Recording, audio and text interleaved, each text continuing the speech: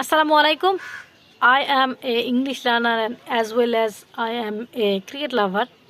I always try to watch cricket matches all over the world, and yesterday I also watched the match between India versus New Zealand, the Champions Trophy final, and India clinched the title of 2025 Champions Trophy. I watched cricket match because of two reasons. One, I love cricket, I enjoy cricket since my childhood, and the other reason is I love the commentary. I love English commentary.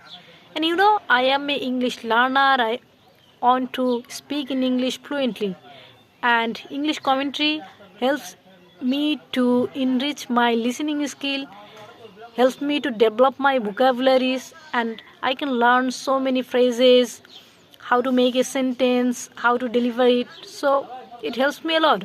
So if you are an English learner and if you want to learn English, if you want to speak in English, I can suggest you one thing there.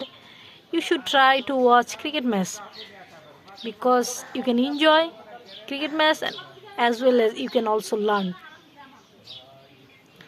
So that's it. Have a good day.